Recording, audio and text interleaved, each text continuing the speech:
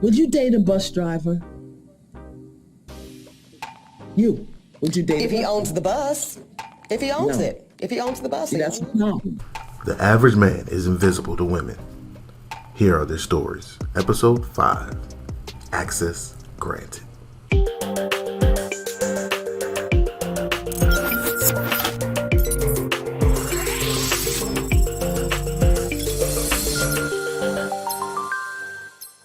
Now, before we get started, I wanted to let the dust settle a bit before I dove into this story.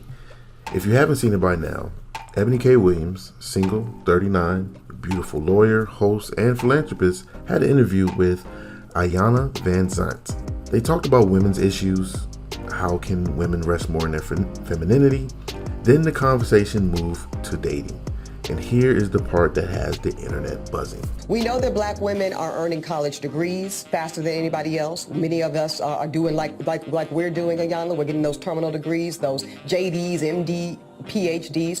We also are the fastest growing group of entrepreneurs, along with Latina women in America.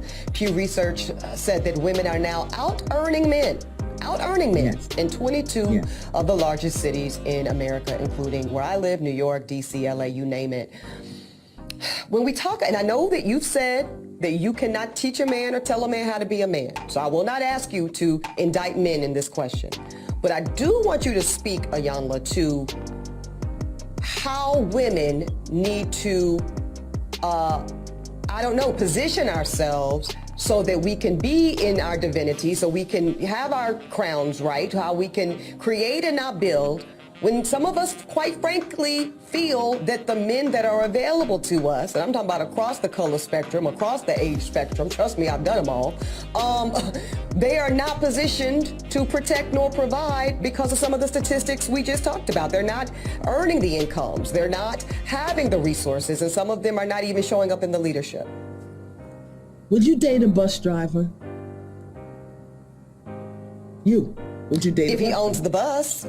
If he owns it. If he owns the bus. See, that's a problem. That's a problem.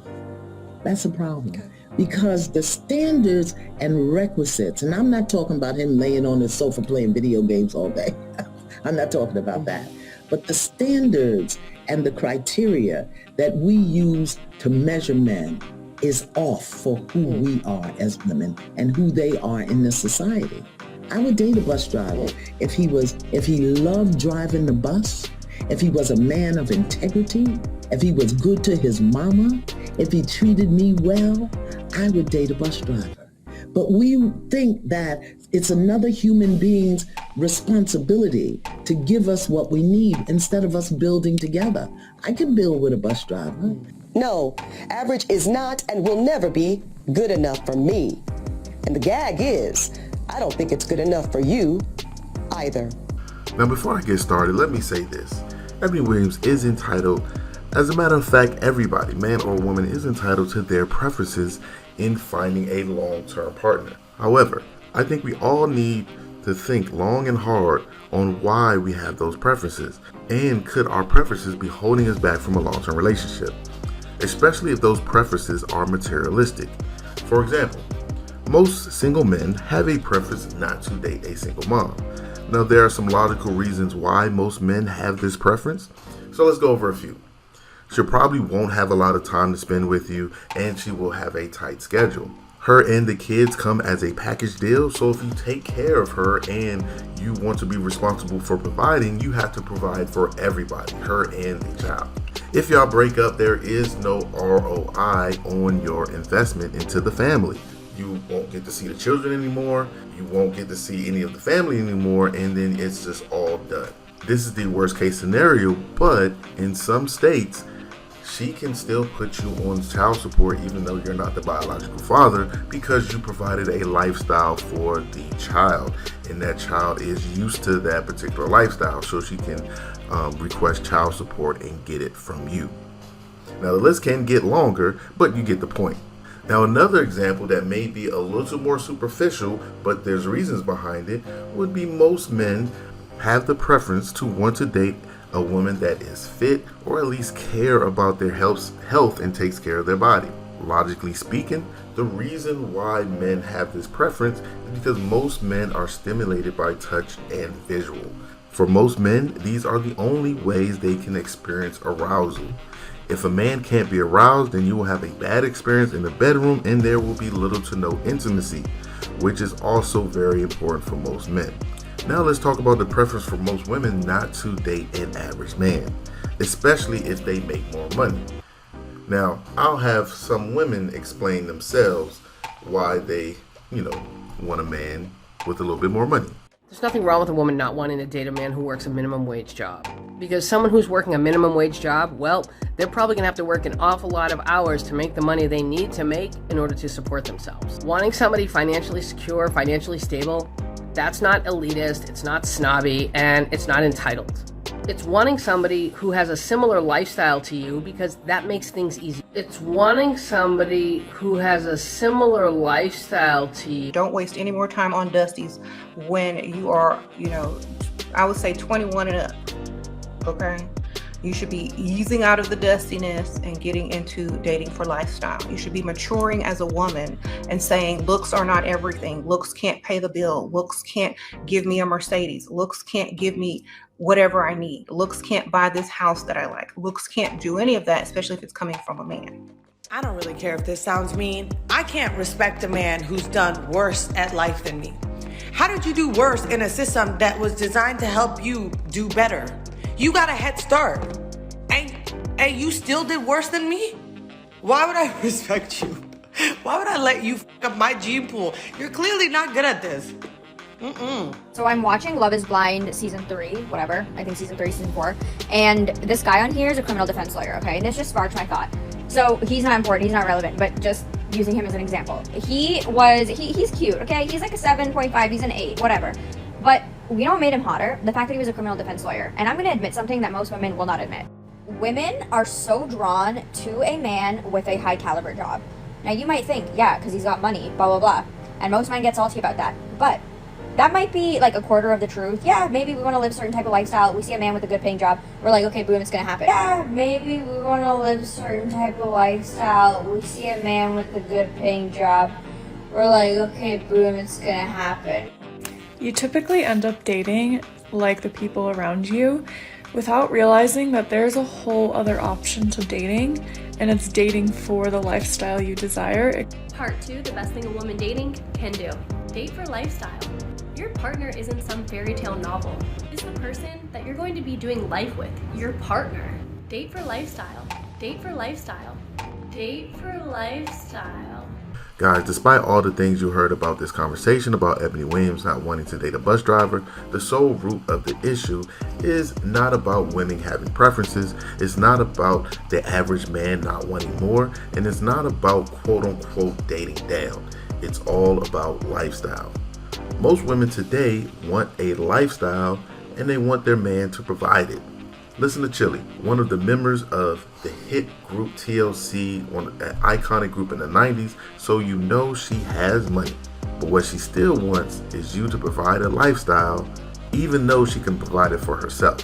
I don't look for a guy to pay my bills. Obviously, I can pay my own bills. I can do a lot of things for myself, and thank God I've been blessed. Right. But I would love to be, go on a date with the guy and he pay for it, or if we plan a trip together, if I have to pay half, then I need to go on that trip with my girlfriend, not a dude. Okay. So yes, fellas, this is why women believe that their degree and the money that they earn should land them a high-value lifestyle. In their mind, they believe if they can provide it for themselves, that's what they deserve. They believe that lifestyle is more important than integrity, responsibility, stability, leadership, and protection. That's right, lifestyle. This is why a bus driver isn't good enough unless he owns the bus, because part of being able to provide is also the ability to be able to show it off. She could be the happiest woman in the world with this bus driver making $70K a year, but it doesn't sound as good as the man who owns the bus, even though he could make $60K a year. So I know this is a men's channel and we love to hear stories from our average men, and believe you me, we have plenty of stories all across the internet from this particular story. But this time I want to do something a little different. I want to hear from the women who get it, The women who are trying to tell other women that the lifestyle you seek from social media isn't the most important. Here's the first comment. My father was a bus driver. There will never be another man like him. He cared for me and my half-brothers. My mom is cared for after his death. Now I'm engaged to a wonderful man that works in human services. The character of that man is everything. I have friends who would have rejected him, but he is everything to me.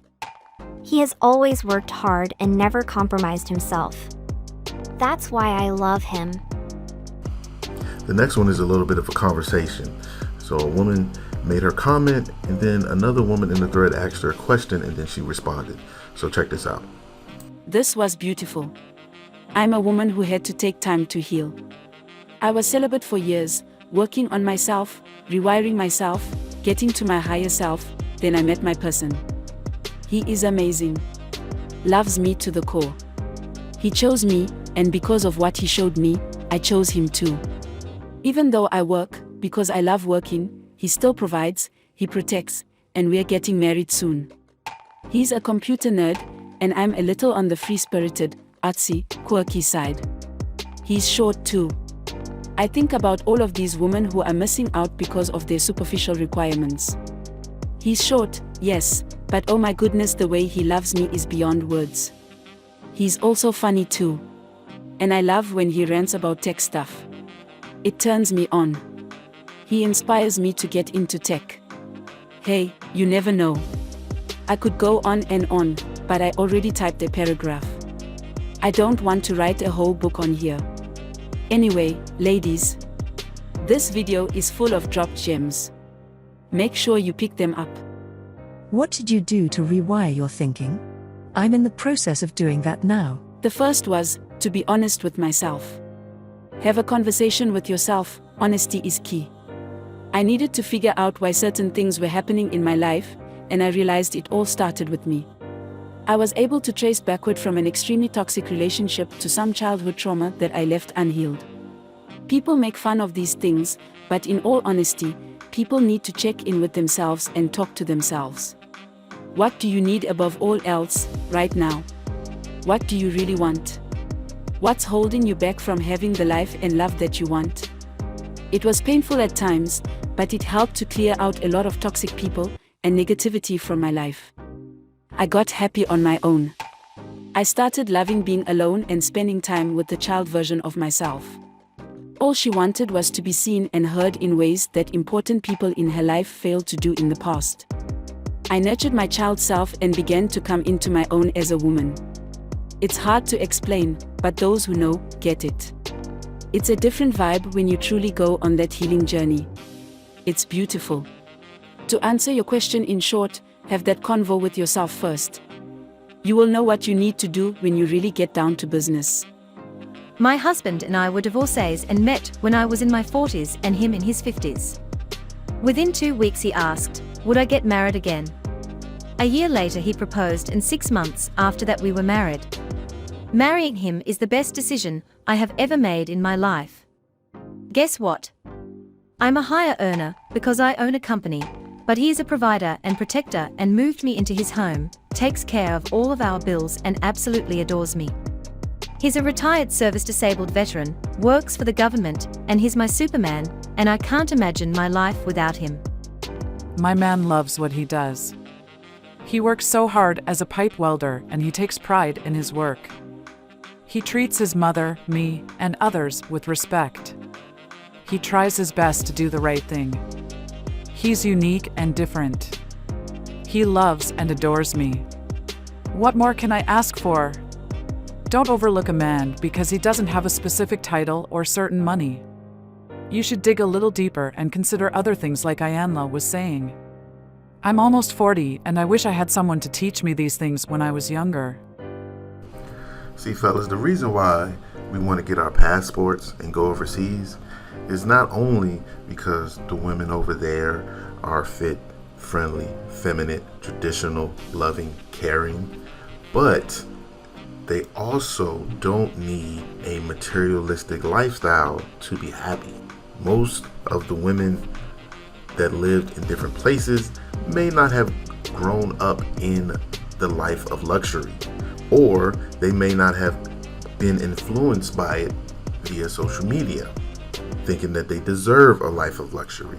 They also understand that there are still roles in a relationship. No matter what anyone says, the man's role is to provide and protect.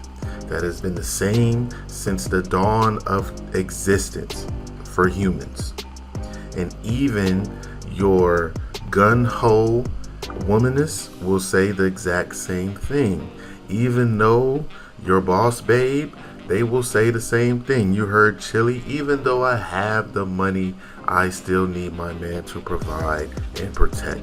They may use different words. They may use words like security and have ambition and different things like that, but it all comes down to the same thing: provide and protect. So with that said, fellas, get your passports. Make sure you working out, you take care of yourself, you take care of your body, you know how to manage the money that you do make, and then you know how to utilize any extra funds to learn how to start making some remote income, whether that be online or other investments. Then get your passports, and then you know what else to do. Live the life that you always wanted to live. So if you like this video and you like this content, please go ahead and subscribe to support the channel, as well as hitting the like button and that bell notification icon so you never miss any of our videos. And remember guys, we are all in this together.